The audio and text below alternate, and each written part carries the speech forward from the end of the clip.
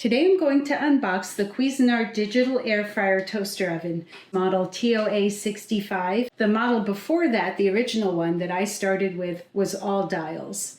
I'm excited to try this one and see how it works.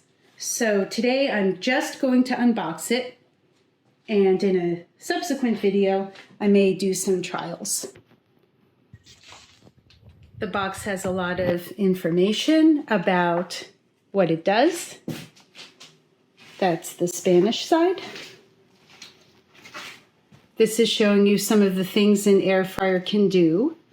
And over here, it's showing you what comes inside. You get the air fryer itself, the baking drip pan, and the air fry rack. And there's the top. A little bit more information on it.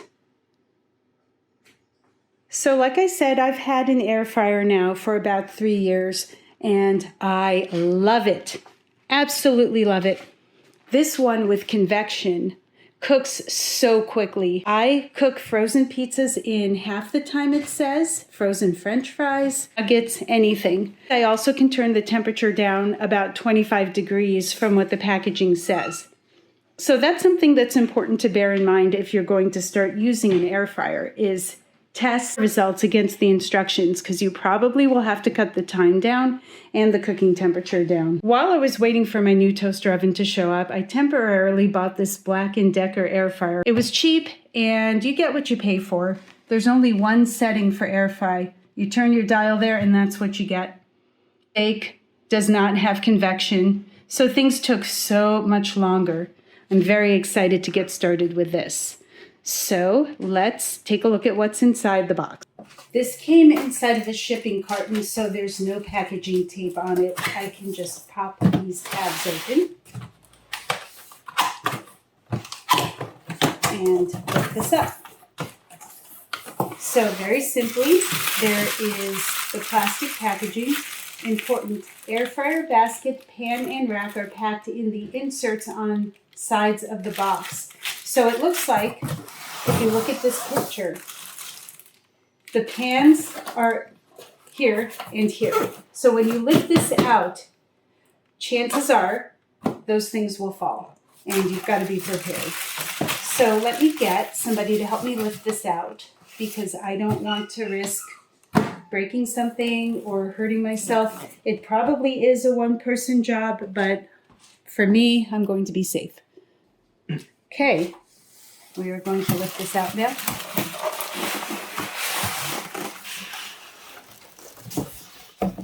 Okay, now we can see what's in the ends of these.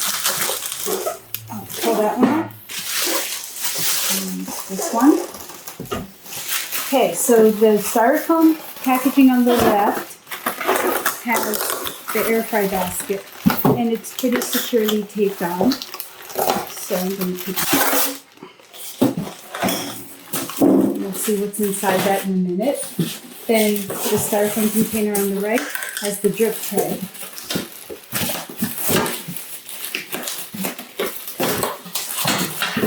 And the rack. That's the cooking rack. Okay, here's the rack. Comes in this plastic bag, and you can feel it's very solid and sturdy. Makes a good noise. So that's there. Here's the drip tray. Open that.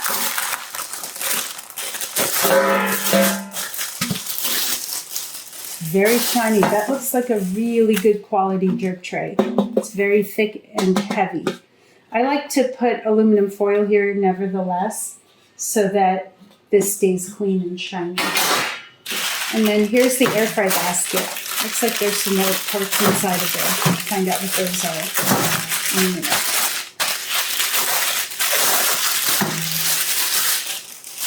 Okay, so this is the Airfry Basket. Very shiny. Hope it stays shiny, but probably won't for very long. So here you have it, the rack, drip tray, and the Airfry Basket. This says, save this quick reference guide, insert it into the unit for storage. Well, that's new. They didn't have that on my other model. So it's a quick reference guide. Feels like it's made of some kind of a heat-resistant silicone.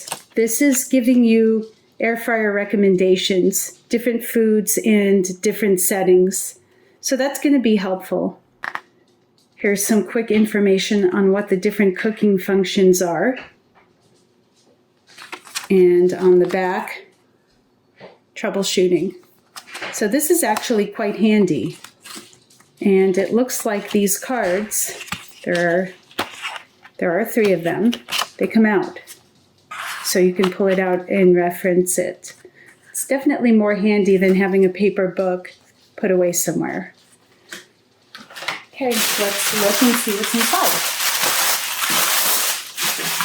You have the owner's manual, the instructions, and recipe booklet.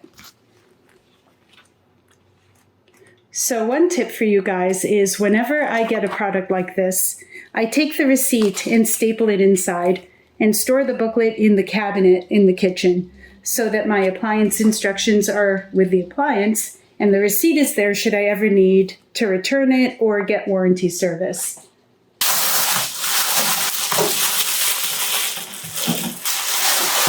So this is lovely. It's got this sticker here that's giving you an example of what the screen would look like when it's being used. So I'm just going to peel that off. So it's got probably what those readings will be. Toast, bagel, broil. You toggle through these, I'm guessing.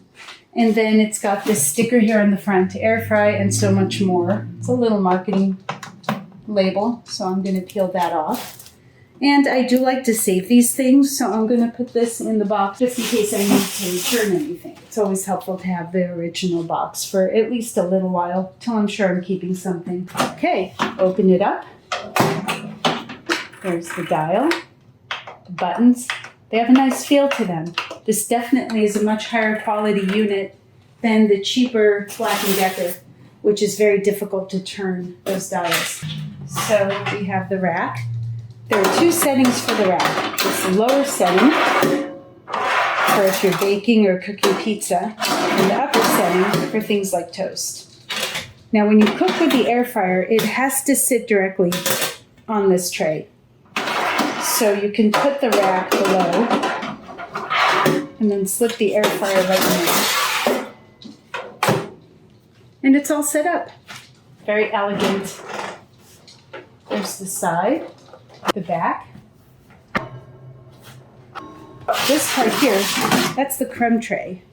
So you pull that out, it looks like they may have put some kind of a Teflon coat on there. So it's easier to clean, and then that slips right back.